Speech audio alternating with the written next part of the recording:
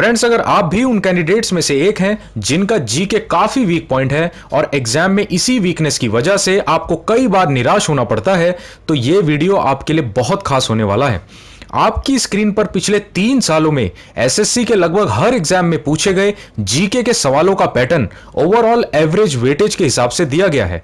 अब यहां इसमें एक सबसे इंपॉर्टेंट बात जो आपको पता होनी जरूरी है वो ये कि जब से एसएससी ने ऑनलाइन एग्जाम कंडक्ट करवाना स्टार्ट किया है, तब से एक अलग तरह से जीके के अलग अलग टॉपिक्स में से क्वेश्चंस की वेटेज काफी चेंज हुई है और इसी वजह से काफी स्टूडेंट्स सही जीके पैटर्न को प्रिडिक्ट करने में कंफ्यूज हो जाते हैं। फ्रेंड्स, जब से एसएससी के ऑनलाइन एग्जाम टीसीएस ने लेना स्टार्ट किया है, तब से यहां देखिए करंट अफेयर्स और स्टैटिक जीके से सबसे ज्यादा क्वेश्चंस पूछे जा रहे हैं एग्जाम में, जो पहले ऑफलाइन एग्जाम में साइंस और टेक्नोलॉजी से पूछे जाते थे। पर अब साइंस का वेटेज करंट अफेयर्स से काफी समान पूछा जा रहा है और इसी तरह के एक्सपर्ट जीके एनालिसिस पर यह वीडियो बनाया गया है, जिससे मैं ये दावे के साथ कह सकता हूं कि इस वीडियो को पूरा देखने के बाद ना सिर्फ आपको जीके की एक परफेक्ट स्ट्रेटेजी बनाने का पूरा आइडिया मिल जाएगा, बल्कि आपके दिल से जीके का डर पूरी तरह निकल जाएगा। हेलो फ्रेंड्स, आप में से जो लोग मुझे नहीं जानते, मेरा नाम नीरो है। मैं काफ़ी सालों से गवर्नमेंट कॉम्पिटिटिव एग्जाम्स की प्रिपरेशन करवा रहा हूं।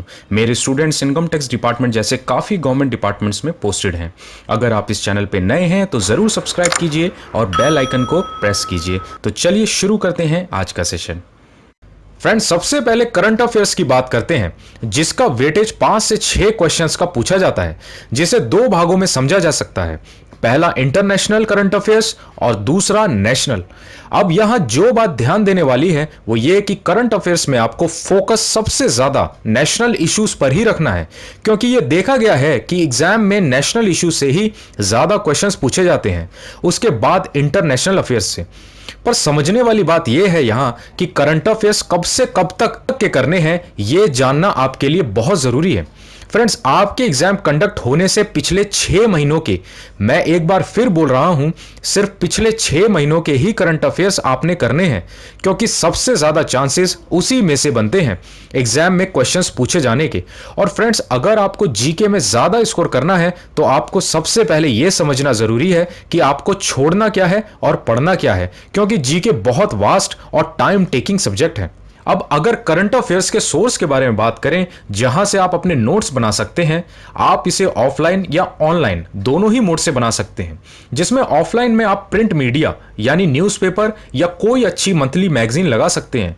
न्यूज़पेपर की अगर बात करें तो the Hindu newspaper competitive exam students के लिए काफी हेल्पफुल माना जाता है। वहीं मैगजीन में प्रतियोगिता किरण एसएससी के लिए। वहीं अगर आप चाहें तो ऑनलाइन मोड से भी हेल्प ले सकते हैं, जिसमें डिजिटल मीडिया, न्यूज चैनल्स या कोई अच्छी मोबाइल करंट अफेयर्स ऐप। पर यहां आप ध्यान दें कि टीवी न्यूज चैनल्स उतने रिलायबल नहीं माने जाते जिससे आप नोट्स बना सकें, इसलिए न्यूज भी सेलेक्टिव ही अपने एग्जाम के अकॉर्डिंग खुद देखकर नोट्स बनाएं, जिससे आपको फायदा मिले। अब नेक्स्ट आता है स्टैटिक जीके, जिसका वेटेज 4 से 5 नंबर का है। अब स्टैटिक जीके समझिए ऐसी जनरल नॉलेज जो फिक्स है, जैसे अवार्ड्स, बुक्स या उनके ऑथर, या कल्चरल डांस स्टेट वाइज, या स्पोर्ट्स और उनके अवार्ड्स। ये सब स्टैटिक जीके का ही हिस्सा है। अब इनके सोर्स की बात करें तो आप इसे प्रीवियस ईयर्स में पूछे गए क्वेश्चंस या किसी अच्छी जीके की बुक से कर सकते हैं। पर मेरी सलाह यहां यह है कि आप ज्यादा से ज्यादा प्रीवियस ईयर्स में पूछे गए क्वेश्चंस को ही प्रैक्टिस करें, क्योंकि ज्यादातर उन्हीं में से पूछे जाते हैं। नेक्स्ट आता है फ्रेंड्स हिस्ट्री का टॉपिक, जो काफी बड़ा है और इसका वेटेज 3 से 4 क्वेश्चंस का एग्जाम में पूछा जाता है। अब इसे भी आप 2 भागों में समझिए, एक वर्ल्ड हिस्ट्री और एक इंडियन हिस्ट्री। और यहां आपको सबसे ज्यादा प्रायोरिटी सिर्फ और सिर्फ इंडियन हिस्ट्री को ही देनी है पहले, क्योंकि उसमें भी 3 टॉपिक से क्वेश्चंस आते हैं। पहला एंशियंट, दूसरा मिडिवल और तीसरा मॉडर्न हिस्ट्री। अब इसमें आपका फोकस मिडिवल से मॉडर्न पर होना ज्यादा जरूरी है, जिसमें महापुरुषों जैसे बुद्ध और महावीर, इनकी अच्छी नॉलेज होना काफी जरूरी है। अब इनके सोर्स की बात करें तो history previous years questions, NCERT books या ल्यूसेंट जैसी जीके बुक्स इनको बेस्ट माना जाता है।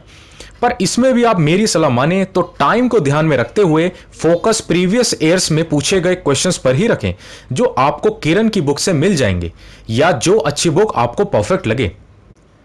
अब नेक्स्ट आता है इकोनॉमिक्स और फाइनेंस का टॉपिक, जिससे काफी कम क्वेश्चंस पूछे जाते हैं, जिसमें इकोनॉमिक्स और इंडियन फाइनेंस सिस्टम अलग अलग समझा जा सकता है। जैसे new tax system Indian finance system का ही हिस्सा है, तो जीएसटी के बारे में कंप्लीट नॉलेज रखना काफी जरूरी हो जाता है।